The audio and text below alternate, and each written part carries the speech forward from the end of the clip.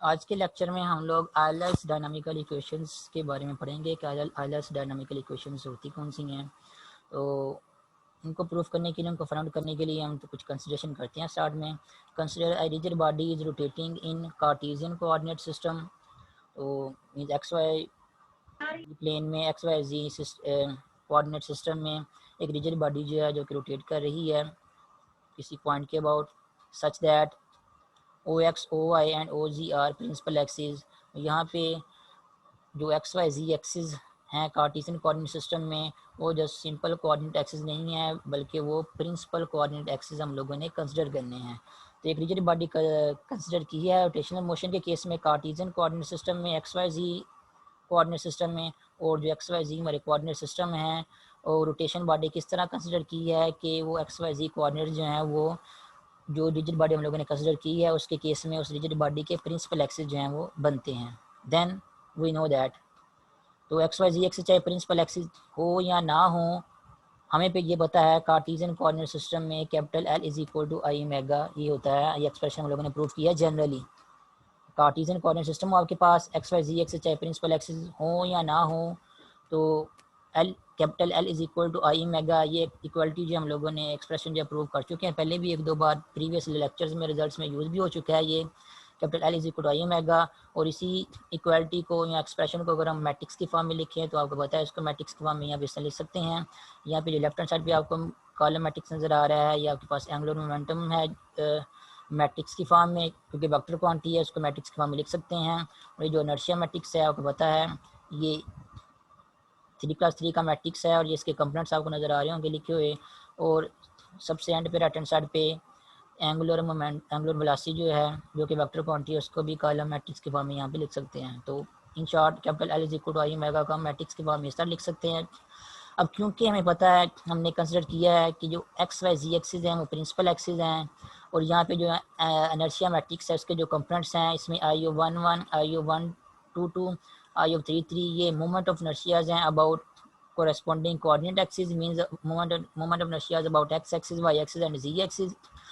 और I of 1 2, I of 1 3, I of 2 3 and उसके अलावा और जो बाकी कंपोनेंट्स हैं जो कि नॉन डायगोनल कंपोनेंट्स हैं, वो हमें पता है वो प्रोडक्ट ऑफ इनर्शियाज हैं। और क्योंकि हमारे एक्सिस जो हैं वो प्रिंसिपल एक्सिस हैं, तो ये जितने भी प्रोडक्ट ऑफ इनर्शियाज जो मैंने ब्लू कलर में यहाँ पे शेड किए हैं, हाईलाइट किए हैं, ये सारे के सारे प्रोडक्ट ऑफ इनर्शियाज, इनकी वैल्यूज़ क्या आएंगी, यहाँ पे जीरो की इक्वल आएगी। तो यहाँ पे इन प्रोडक्ट ऑफ इनर्शियाज की वैल्यू हम यहाँ पे ज़ीरो पुट कर देंगे। तो क्यों पुट कर रहे हैं, क्योंकि हमने जो कोऑर्डिनेट एक्सिस कंसिडर किए हैं यहाँ पे वो जो simple coordinate x Y Z axis नहीं है, बल्कि उनके ऊपर एक और कंडीशन ये है कि वो प्रिंसिपल एक्सिस भी हैं। तो अगर क्योंकि वो प्रिंसिपल एक्सिस हैं तो उनके करस्पॉन्डिंग प्रोडक्ट इनर्शियाज क्या होंगे, जीरो होंगे। तो ये जो जनरल एक्सप्रेशन था इसको जब मैट्रिक्स फॉर्म में लिखा, तो यहाँ से जनरल एक्सप्रेशन से हम प्रोडक्ट इनर्शिया की वैल्यू यूज़ करते हुए ये वाली एक्सप्रेशन जो है वो मैट्रिक्स को जो है इस फॉर्म में भी जो है वो लिख सकते हैं। उसके बाद नेक्स्ट ये इसे लिखी है यहाँ पे, क्योंकि X Y Z axis principal axis हैं, इसलिए product inertias I of X Y या I of 1 2, I of Y Z या I of 2 3 and I of X Z या आई ऑफ 1 3, ये क्या होंगे, सारे के सारे जीरो के इक्वल होंगे। तो ये इनकी वैल्यू यहाँ पे जीरो के इक्वल पुट की हुई है। उसके बाद नेक्स्ट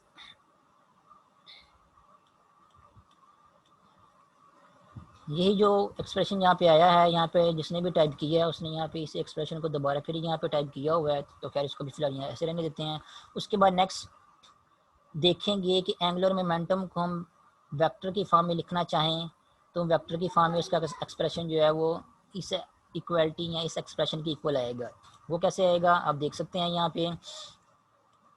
यहाँ पे अगर आप इन दोनों, थोड़ा क्लियर करता हूँ, यहाँ पे अगर आप इन दोनों मैट्रिसेस को आपस में मल्टीप्लाई करेंगे, इनर्शिया मैट्रिक्स को और एंगुलर वेलोसिटी का जो कॉलम वेक्टर है या का जो कॉलम मैट्रिक्स है, उस इन दोनों का आपस में मल्टीप्लाई करेंगे, तो मल्टीप्लाई करने के बाद आपके पास आंसर क्या आएगा।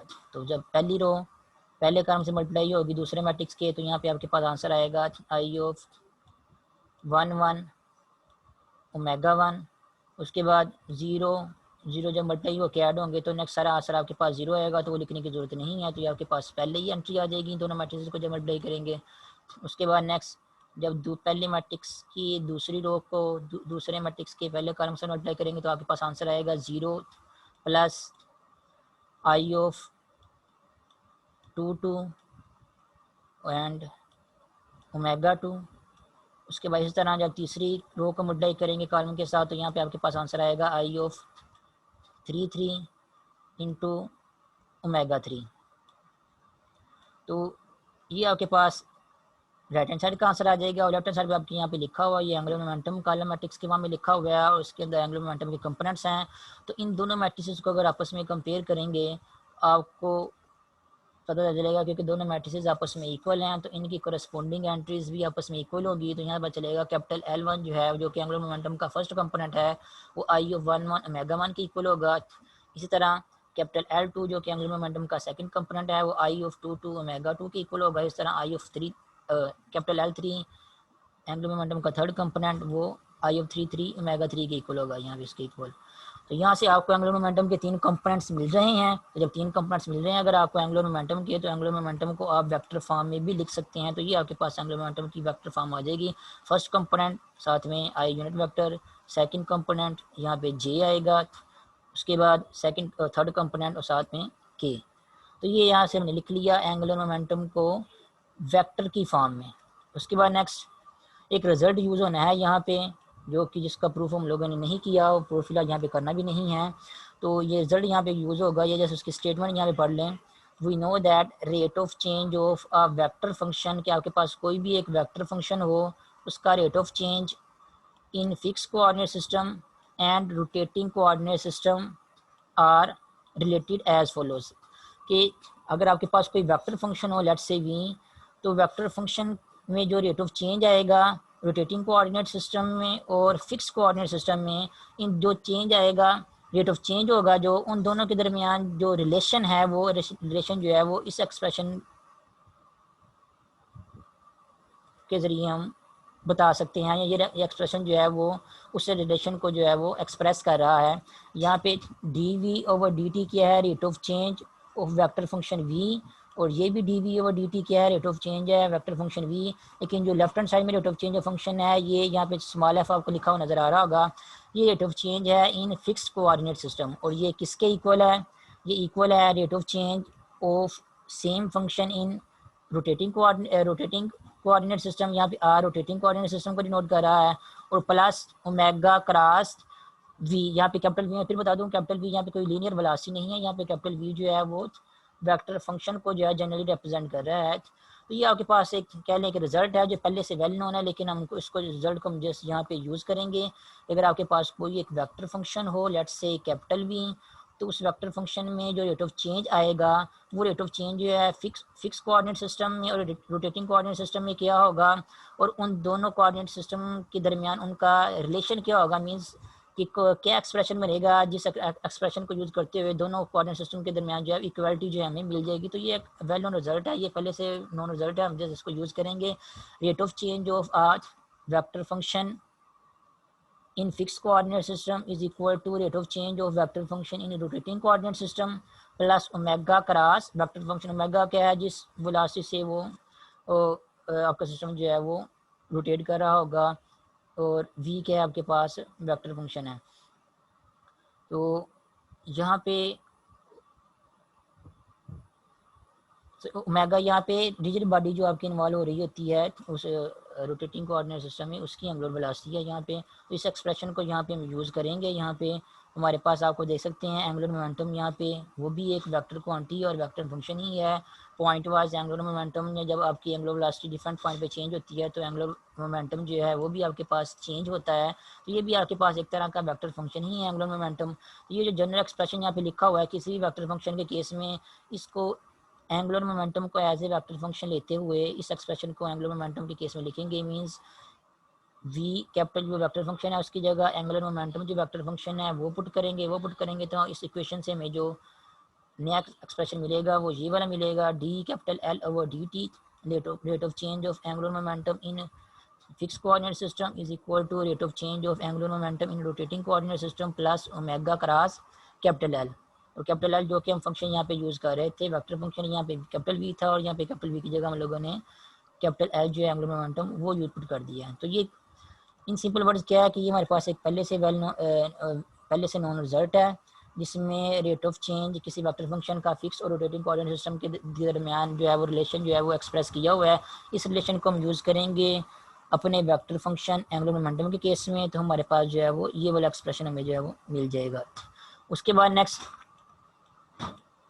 यहाँ पे जो capital the rate of change of capital L angular momentum with respect to t है इन फिक्स कोऑर्डिनेट सिस्टम, ये जो रेट ऑफ चेंज है ये एक्सटर्नल टार्क के इक्वल होगा जो सिस्टम के ऊपर अप्लाई हो रही होगी जब आपकी रिजिड बॉडी जो है वो आप रोटेशन के मोशन के केस में जब आप रिजिड बॉडी को कंसिडर करेंगे तो एक्सटर्नल टार्क जो रिजिड बॉडी के ऊपर अप्लाई हो रही होगी, ये dl/dt इन फिक्स कोऑर्डिनेट सिस्टम आपको उस एक्सटर्नल टार्क के बारे में बताएगा, मीन्स कि एक्सटर्नल टार्क के इक्वल है। और उसके अलावा यहाँ पे डी कैपिटल L/dt इन रोटेटिंग कोऑर्डिनेट सिस्टम, ये जो भी है यहाँ पे अगर आप कैपिटल L जो है जिसका हमने वेक्टर की फॉर्म में एक्सप्रेशन निकाला था, यहाँ पे इसकी वैल्यू पुट कर देंगे। यहाँ पे ये वाली वैल्यू कैपिटल L हमें पता है इसकी वेक्टर फॉर्म कौन सी आ रही है, वो ये वाली आ रही है। तो ये कैपिटल L की वैल्यू जो है हम यहाँ पे पुट करेंगे और साथ में इसका डेरिवेटिव क्या आ रहा है विद रिस्पेक्ट टू टी। याद रखें जनरल वैल्यू हमने वैल्यूड की है प्रिंसिपल एक्सिस के केस में, तो ये कैपिटल L की वैल्यू हम यहाँ पुट करेंगे। उसके बाद इसका डेरिवेटिव लेंगे विद रिस्पेक्ट टू टी। तो अनर्शिया मैट्रिक्स का आपको पता है क्योंकि ये नॉन ये principal moment inertia I 1 1 I 2 2 I 1 3 3 ये नंबर्स होते हैं, रियल नंबर होते हैं, कोई ना कोई नॉन नेगेटिव नंबर होते हैं, तो ये कांस्टेंट क्वांटिटीज़ हैं, तो ये इनका डेरिवेटिव कोई ऐसा नहीं होगा। लेकिन ये एंगुलर वेलोसिटी के जो कंपोनेंट्स हैं, क्योंकि वेलोसिटी आपकी पॉइंट वाइज चेंज होती रहती है जब रोटेट करती है, तो उसके कंपोनेंट जो हैं वो वेक्टर फंक्शन वो फंक्शन होंगे टाइम के। तो यहाँ पे एंगुलर वेलोसिटी के जो कंपोनेंट्स हैं उनका डेरिवेटिव आ जाएगा with respect to time T dot का मतलब ये है यहाँ पे कि डेरिवेटिव क्या नोट कर रहा है विद रिस्पेक्ट टू टी। उसके बाद नेक्स्ट वैसे आई ऑफ 2 वैसे ही आ जाएगा यहाँ पे, और आई ओमेगा 2 का डेरिवेटिव आ जाएगा। उसके बाद आई ऑफ 3 वैसे ही आ जाएगा और कांस्टेंट क्वांटिटी है, और ओमेगा 3 का डेरिवेटिव आ जाएगा कि वो कांस्टेंट क्वांटिटी नहीं है। अगर ओमेगा 1 ओमेगा 2 ओमेगा 3 अगर कांस्टेंट क्वांटिटी होंगे तो एंगुलर वेलोसिटी जो है वो भी कांस्टेंट क्वांटिटी या फिक्स क्वांटिटी हो जाएगी। लेकिन यहाँ पे जनरल बात हो रही है तो एंगुलर वेलोसिटी आपकी कांस्टेंट क्वांटिटी नहीं है, वो चेंज होती रहेगी इन जनरल। तो उसके कंपोनेंट्स भी ज़ाहिर बात है फिर साथ में चेंज होंगे, तो उनका डेरिवेटिव यहाँ पे टाइम के विद रिस्पेक्ट यहाँ पे लिखेंगे। और क्योंकि ये प्रिंसिपल मोमेंट इनर्शिया या मोमेंट इनर्शिया ये कांस्टेंट क्वांटिटीज होती हैं तो इनका डेरिवेटिव यहाँ पे इन्वॉल्व नहीं होगा। तो कहने का मतलब ये है ये एंगुलर मोमेंटम जो है जिसकी वैल्यू हमने वेक्टर फॉर्म में लिखी थी, इसकी वैल्यू जो है ये यहाँ पे पुट करेंगे। पुट करने के बाद इसका डेरिवेटिव लेंगे विद रिस्पेक्ट टू टी, तो आपके पास ये वाला एक्सप्रेशन आ जाएगा। और यहाँ पे ओमेगा क्रॉस एल ये वैसे के वैसे फिलहाल हम यहाँ पे लिख देते हैं। उसके बाद नेक्स्ट जैसे मैंने अभी आपको पहले बताया है कि यहाँ पे जो लेफ्ट हैंड साइड पे फिक्स कोऑर्डिनेट सिस्टम ये rate of change of angular momentum आ रहा है, ये टार्क के इक्वल है, ये एक्सटर्नल टार्क के इक्वल है जो सिस्टम के ऊपर जो है वो अप्लाई होती है। और ये कैसे पता चला ये टार्क के इक्वल है, ये आपको अगर बाय डेफिनेशन पता है rate of change of angular momentum जो है वो फिक्स कोऑर्डिनेट सिस्टम में टार्क के इक्वल होता है, तो आप जैसे इसको सिंपली इतना ही लिख सकते हैं कि ये टार्क के इक्वल है। अदरवाइज आप कुछ मैथमेटिकल कैलकुलेशन करके भी फाइंड आउट कर सकते हैं कि rate of change of angular momentum जो है वो टार्क के इक्वल होता है। कैसे, यहाँ पे रीजन लिखी हुई है उसकी, हमें पता है कि rate of change of angular momentum किसके इक्वल होता है। एंगुलर मोमेंटम को हम लिख सकते हैं बाई डेफिनेशन जो एंगुलर मोमेंटम की है वो उसको आर क्रॉस पी के इक्वल लिख सकते हैं। आर किसी आर्बिट्रेरी पॉइंट का पोजीशन वेक्टर है, पी जो है वो लीनियर मोमेंटम है रिजिड बॉडी का। तो डी हमें पता है capital X equal to R cross P होता है। यहाँ पे डेरिवेटिव क्या आ जाएगा with respect to T R cross P का। और जब डेरिवेटिव ओपन करेंगे तो आर का डेरिवेटिव यहाँ पे विद रिस्पेक्ट टू टी क्या आ जाएगा, यहाँ पे जो आर आ रहा है इसका डेरिवेटिव आ जाएगा लीनियर वेलोसिटी। और यहाँ पे जो लीनियर वेलोसिटी आ रही है ये इस वी से डिफरेंट है जो यहाँ पे स्टार्ट में यूज हो रहा था, ये वाला वी। यहाँ पे वी में बताया हुआ, यहाँ पे ई वहाँ पे वी आपका एक वेक्टर फंक्शन है। तो अगर आपको लीनियर वेलोसिटी से इसकी कन्फ्यूजन हो रही है तो यहाँ पे वेक्टर फंक्शन वी की जगह आप जो है वेक्टर फंक्शन जो है कैपिटल एफ बी यूज़ कर सकते हैं अपना इस जनरल एक्सप्रेशन को बताने के लिए जो आप यहाँ पे लिखा हुआ है, ताकि लीनियर वेलोसिटी और इस वेक्टर फंक्शन वी के दरमियान कन्फ्यूजन क्रिएट ना हो। यहाँ पे जहाँ आपके पास कैपिटल वी इन्वॉल्व हो रहा है, यहाँ आप कैपिटल वी वेक्टर फंक्शन की जगह आप कैपिटल एफ वेक्टर फंक्शन जो है वो यूज़ कर दें। तो ये भी क्या आपके पास क्या कैपिटल एफ बी क्या होगा, कोई एक जनरल वेक्टर फंक्शन ही होगा, लेकिन इसको हम कैपिटल वी की जगह हम कैपिटल एफ से डिनोट करेंगे, ताकि नेक्स्ट कैलकुलेशन करते हैं जब आपके पास लीनियर वेलोसिटी आएगी तो इस लीनियर वेलोसिटी के साथ आपको पहले वाले वी के साथ जो है कन्फ्यूजन क्रिएट नहीं होगी। ये आपके पास लीनियर वेलोसिटी आ रही है क्योंकि ये आपके पास आर का डेरिवेटिव है, डिस्प्लेसमेंट का डेरिवेटिव है, और ऊपर जो लीनियर कैपिटल वी था वो वेक्टर फंक्शन था। तो उस वेक्टर फंक्शन की जगह आप जो है कोशिश करें कि आप कैपिटल एफ यूज़ कर लीजिएगा ताकि इस वी के साथ जो है वो उसकी कन्फ्यूजन क्रिएट ना हो नोटेशन वाइज के। नोटेशन वाइज दो भी इन्वॉल्व हो रहे हैं आपके एक ही टॉपिक में, एक भी कुछ और बता रहा है, एक भी वेक्टर फंक्शन का बता रहा है और एक भी जो लीनियर वेलोसिटी का बता रहा है। तो बेहतर यही होगा कि आप जो पहले वाला वी है वेक्टर फंक्शन है उसकी जगह आप कैपिटल एफ यूज़ कर लीजिएगा ताकि इस वी के साथ जो है वो कन्फ्यूजन क्रिएट ना हो। तो खैर जब आर क्लास वी का डेरिवेटिव लेंगे तो आर का डेरिवेटिव हमारे पास सबसे पहले जो वेक्टर है उसका डेरिवेटिव आपके पास आ जाएगा लीनियर वेलोसिटी और दूसरा फंक्शन एज इट इज़ रहेगा। उसके बाद नेक्स्ट पहला फंक्शन जो कि डिस्प्लेसमेंट आर है वो एज इट इज़ रहेगा और उसके बाद क्रॉस जो दूसरा फंक्शन है लीनियर मोमेंटम वेक्टर क्वांटिटी है जो कि उसका डेरिवेटिव यहाँ पे साइड में मल्टीप्लाई हो जाएगा। तो वो ये डेरिवेटिव का प्रोडक्ट यहाँ पे इन्वॉल्व किया है, पहले का डेरिवेटिव दूसरा फंक्शन वैसे ही प्लस दूसरा वैसे ही और पहले का डेरिवेटिव। अब नेक्स्ट वी क्रॉस पी वैसे ही और rate of change of linear momentum ये जो है वो ये फोर्स के इक्वल होता है। Rate of change of linear momentum ये फोर्स की इक्वल होता है। ये भी आप लोगों ने फिजिक्स में एफएससी में बीएससी में अगर आपको याद हो तो आपको पढ़ा होगा। Rate of change of linear momentum ये फोर्स की इक्वल होता है। तो यहाँ पे आर क्रॉस एफ आ जाएगा और ये V cross P as it is नीचे आ जाएगा।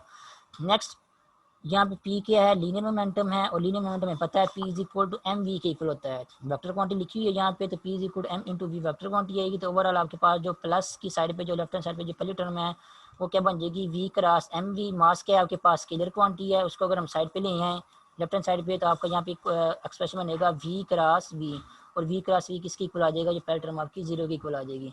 इन शॉर्ट यहाँ पे आपकी जो पहली टर्म इन्वॉल्व हो रही है वी क्रॉस पी या वी क्रॉस एम वी ये वाली टर्म जो है यहाँ पे जीरो की इक्वल बन जाएगी और दूसरी टर्म बच जाएगी आपके पास आर क्रॉस एफ। और आर क्रॉस एफ अगर आपको एंगुलर टार्क की डेफिनेशन पता हो तो ये टार्क की डेफिनेशन का मैथमेटिकल एक्सप्रेशन है cross product of position vector and force ये जो है वो टार्क की इक्वल होती है। तो हमने यहाँ पे सॉल्व करके देख लिया कि rate of change of angular momentum जो है वो क्या होता है वो टार्क की इक्वल होता है। तो आप जस्ट चाहे सारा सॉल्व ना ही करें आप जस्ट इतना ही लिख सकते हैं कि बाय डेफिनेशन हमें पता है कि rate of change of angular momentum जो है वो टार्क की इक्वल होती है। तो जस्ट आप इतना ही मेंशन कर सकते हैं यहाँ पे D L over D T in fix coordinate system ये क्या है एक्सटर्नल टार्क है एक्टिंग अपॉन दी सिस्टम। तो क्या करेंगे क्योंकि external torque acting upon system तो लेफ्ट हैंड साइड में आपके पास जो यहाँ पे D L over D T आ रहा था इस इक्वेशन में ये वाली इक्वेशन में यहाँ पे लेफ्ट हैंड साइड पे जो फिक्स कोऑर्डिनेट सिस्टम में D L over D T आ रहा था इसकी जगह हम क्या यूज़ कर लेंगे इसकी जगह हम टार्क जो है वो यूज़ कर देंगे। तो आपके पास वो अब इक्वेशन है वो क्या बन जाएगी वो बन जाएगी external torque acting upon the system is equal to this expression plus omega cross capital L. अब एक्सटर्नल टार्क देखिए अगेन वेक्टर क्वांटिटी यहाँ पे क्लियरली आपको नज़र आ रहा है और इस इक्वेशन को हम लोगों ने इक्वेशन ए का नाम दे दिया वेक्टर क्वांटिटी है ये एक्सटर्नल टार्क। तो लेफ्ट हैंड साइड में हमें इसके तीन कंपोनेंट भी मिल सकते हैं और तीन कंपोनेंट कैसे मिलेंगे जब ये जो दो वेक्टर्स आपस में ऐड हो रहे हैं पहला वेक्टर ये वाला है और दूसरा वेक्टर ये वाला है इन दोनों के कंपोनेंट्स को हम फाइंड आउट करके ओपन करके ऐड करके कंपोनेंट वाइज सेपरेट लिख लें। जब कंपोनेंट वाइज सेपरेट लिख लेंगे तो दोनों साइड्स को लेफ्ट हैंड साइड को राइट हैंड साइड को कंपेयर करते हुए हम टार्क के तीन कंपोनेंट जो हैं वो लिख सकते हैं। तो यहाँ पे तो पहले वेक्टर के तो कंपोनेंट्स आपको क्लियर नज़र आ रहे हैं I of 1 1 omega 1 dot plus I of 2 2 omega 2 dot plus I of 3 3 omega 3 dot ये क्या है पहले वेक्टर के तीन कंपोनेंट्स हैं प्लस दूसरे वेक्टर यहाँ पे वेक्टर जो है उसको वो कंपोनेंट वाइज नहीं लिखा हुआ तो इसको भी ओपन करके कंपोनेंट वाइज लिख लेते हैं ताकि ओवरऑल हमें सिंप्लीफाइड फॉर्म में लेफ्ट राइट हैंड साइड पे जो है वो जो वेक्टर क्वांटिटी इन्वॉल्व हो रही है वो कंपोनेंट वाइज जो है वो मिल जाए। तो अब क्या नेक्स्ट क्या करते हैं इसको फिलहाल ऐसे लिखाने देते हैं क्योंकि कंपोनेंट वाइज लिखा हुआ है प्लस ओमेगा क्रॉस एल जो है ये क्योंकि वेक्टर क्वांटिटी है इसको कंपोनेंट वाइज लिखते हैं। यहाँ पे हमें पता है ओमेगा क्रॉस एल किसके इक्वल होता है ये इस डिटरमिनेंट को ओपन करेंगे तो हमें ओमेगा और एल का क्रॉस प्रोडक्ट मिल जाएगा। ओमेगा 1 ओमेगा 2 ओमेगा 3 क्या है इसके एंगुलर वेलोसिटी के तीन कंपोनेंट हैं और एंगुलर मोमेंटम के तीन कंपोनेंट्स ये वाले हैं जो कि इन्वॉल्व हो रहे थे ऊपर स्टार्ट में यहाँ पे जो हम लोगों ने फाइंड आउट किए थे। अगर आपको याद हो ये एंगुलर मोमेंटम के तीन कंपोनेंट हैं ये वेक्टर क्वांटिटी है तो ये आपके पास पहला कंपोनेंट है ये दूसरा कंपोनेंट है और ये तीसरा कंपोनेंट है। तो जब एंगुलर मोमेंटम को वेक्टर वाइज यूज़ करेंगे तो इस एंगुलर मोमेंटम को यूज़ करेंगे हम। तो इसके तीन component next omega cross R में यहाँ पे पुट करेंगे तो आपके पास क्या आएगा यहाँ पे omega cross R is equal to I और ओमेगा 2 आई ऑफ 3 3 से इंटू ओमेगा 3 से मल्टीप्लाई होगा तो आई कॉमन लिया यहाँ पे ओमेगा 2 2 आई ऑफ 3 3 ओमेगा 3 से मल्टीप्लाई होगा तो आपके पास ये आएगा। उसके बाद माइनस ओमेगा 3 जो है वो I of two two omega two से मल्टीप्लाई होगा तो आपके पास ये एक्सप्रेशन आ जाएगा। तो ये क्या क्या मिलेगा आपको ith कंपोनेंट, उसके बाद माइनस बाई डेफिनेशन इस तरह jth कंपोनेंट लिखें और प्लस बाई डेफिनेशन इस तरह kth कंपोनेंट लिखें।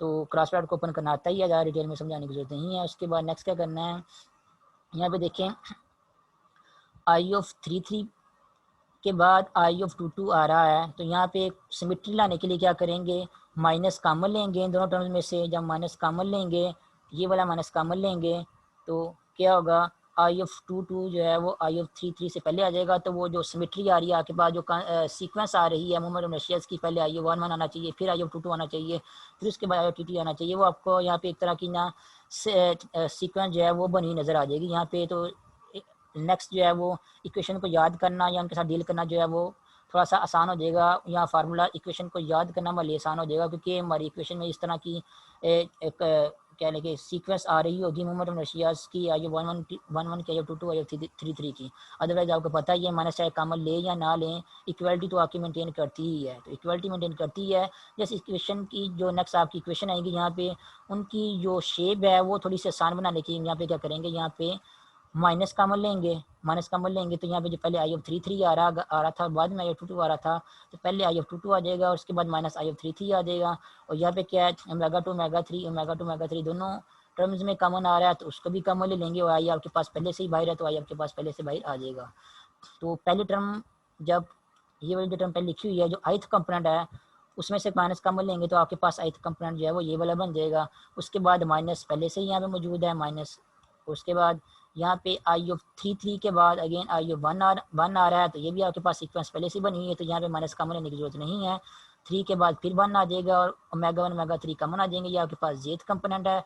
उसके बाद इस तरह थर्ड कंपोनेंट में देखें तो यहाँ पे आई ऑफ टू टू इन्वॉल्व हो रहा है और यहाँ पे क्या आई ऑफ वन वन है, तो आई ऑफ टू के बाद वन आ रहा है। तो कहाँ अगर इसका आप लोगों ने सीक्वेंस बनानी है तो टू के बाद वन नहीं बल्कि वन के बाद टू होना चाहिए, ताकि इक्वेशन को याद रखने में आसानी हो। तो हम यहाँ क्या करेंगे, यहाँ से भी हम जो है वो माइनस कॉमन ले लेंगे। माइनस कॉमन लेंगे तो आपका प्लस जो है वो क्या हो जाएगा, माइनस बन जाएगा। और यहाँ पे आई ऑफ वन वन पहले आ जाएगा और minus I of two two बाद में आ जाएगा। और ओमेगा वन और ओमेगा टू दोनों में कॉमन आ रही है दोनों टर्म, तो यहाँ पे ओमेगा वन ओमेगा टू जो है वो भी कॉमन आ जाएगा।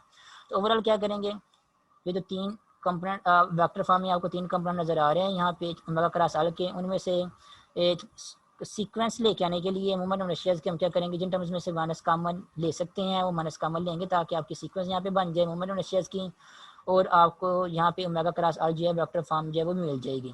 अब ये जो वेक्टर फॉर्म आपको मिली है ओमेगा क्रॉस एल की, ये वाली वेक्टर फॉर्म, इसको नेक्स्ट क्या करेंगे, हम इक्वेशन ए में पुट करेंगे। यहाँ पे ये जो ओमेगा क्रॉस एल की आपको वेक्टर फॉर्म यहाँ पे मिली है, इसको क्या करेंगे, हम इक्वेशन ए जो है उसमें पुट करेंगे। तो यहाँ पे इसमें पुट करेंगे इस इक्वेशन में, यानी कि मेगा क्रॉस एल की जो वैल्यू जो है वेक्टर फॉर्म में आ रही है उसको यहाँ पुट करेंगे। तो आपको क्या मिलेगा, टा, ये जो टार्क है जो लेफ्ट हैंड साइड पे आ रही है, ये टार्क ये किसके इक्वल है, पहला वेक्टर ये एज इज वैसे का वैसे लिखा हुआ है।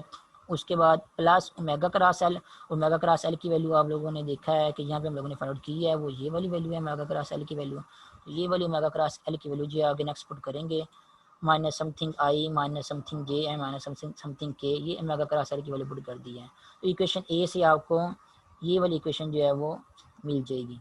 उसके बाद नेक्स्ट, अब यहाँ पे आप देखें कि अब यहाँ से जो है वो एंगल जो टार्क लेफ्ट हैंड साइड में इन्वॉल्व हो रही है उसके तीन कंपोनेंट जो है वो आप यहाँ से लिख सकते हैं कंपेयर करने के। तो टार्क जो कि वेक्टर क्वांटिटी है तो उसके कोई तीन कंपोनेंट्स होंगे।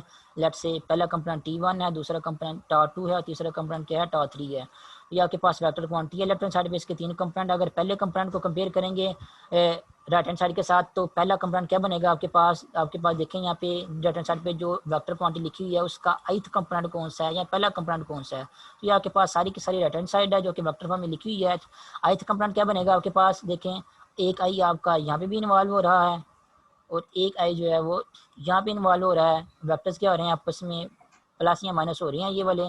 तो आई कॉमन लेंगे यहाँ से, तो आपको क्या मिलेगा, यहाँ से आपको मिलेगा, कलर चेंज करता हूँ, यहाँ से आपको मिलेगा I of one one omega one, उसके बाद ये minus I of in minus I of two two minus I of three three into omega two omega three. तो ये जो आई कि टर्म आइथ कंपोनेंट इन्वॉल्व हो रहे हैं उनको आपस में प्लस या माइनस करके जब सिंप्लीफाई करके इकट्ठा करेंगे तो इकट्ठा करेंगे आपको ओवरऑल राइट हैंड साइड पे जो वेक्टर बन रहा है उसका आइथ कंपोनेंट मिल जाएगा, और उसको जब लेफ्ट हैंड साइड पे जो टार्क कंपोनेंट टार्क लिखी हुई है वेक्टर क्वांटिटी है उसके आइथ कंपोनेंट या पहले कंपोनेंट से कंपेयर करेंगे तो टार्क का पहला कंपोनेंट आपको जो है वो ये मिल जाएगा। टार्क का पहला कंपोनेंट जब दोनों वेक्टर्स को लेफ्ट हैंड साइड पे और राइट हैंड साइड पे जो वेक्टर्स हैं उनको कंपेयर करेंगे तो आपको मिलेगा आई ऑफ 1 1 ओमेगा डॉट minus I of 2 2 minus I of 3 3 omega 2 omega 3। अब देख सकते हैं वो माइनस का मतलब ये फायदा हुआ है कि आपकी जो इक्वेशन है उनमें थोड़ी सिमेट्री आ रही है। पहले आई ऑफ 1 1 आ रहा है, उसके बाद फिर माइनस, फिर आई ऑफ 2 2 आ रहा है, फिर माइनस आई ऑफ 3 3 आ रहा है। तो इस तरह से इक्वेशन को याद रखना भी आसान होगा। उसके बाद नेक्स्ट टार्क का दूसरा कंपोनेंट कंपेयर करेंगे दो राइट हैंड साइड के साथ, और राइट हैंड साइड पे जो जेथ कंपोनेंट होगा वो टार्क का दूसरा कंपोनेंट होगा। तो दूसरा कंपोनेंट यहाँ पे जेथ कंपोनेंट कौन सा है, यहाँ पे एक जेथ तो ये इन्वॉल्व हो रहा है, ये जेथ कंपोनेंट यहाँ पे कुछ लिखे, यहाँ पे आई लिखा हुआ है, टाइपिंग मिस्टेक है। ये जेथ कंपोनेंट क्या है आपके पास आई ऑफ 2 2 इंटू ओमेगा 2 डॉट, और उसके बाद minus I of 3 3 minus I of 1 1 into omega 1 omega 3। ये आपके पास जेथ कंपोनेंट है, दोनों को माइनस करेंगे तो आपके पास ओवरऑल राइट हैंड साइड पे जो जेथ कंपोनेंट है वो आपको मिल जाएगा। तो वो क्या बन रहा है आपके पास जेथ component I of 2 2 omega 2 minus I of 3 3 minus I of 1 1 into omega 1 omega 0। अब देखा सेकंड टार्क का जो कंपोनेंट कंपेयर करने से मिल रहा है या जो सेकंड इक्वेशन में मिल रही है इसको भी याद करना थोड़ा सा आसान होगा कि सेकंड कंपोनेंट है टार्क का। तो यहाँ सबसे पहले हम शुरू करेंगे आई ऑफ 2 2 के साथ इक्वेशन को, और उसके बाद आई ऑफ 2 2 के साथ शुरू किया तो साथ में ओमेगा 2 का ही डेरिवेटिव आएगा। उसके बाद माइनस 2 इन्वॉल्व हो गया तो उसके बाद 3 की बारी आएगी तो आई ऑफ 3 3, फिर 3 के बाद क्या आएगा माइनस 1 आ जाएगा, और साथ में क्या आ जाएगा कि यहाँ पे 1 और 3 इन्वॉल्व हो रहे हैं ब्रैकेट में, तो यहाँ पे ओमेगा 1 ओमेगा 3 आ जाएगा।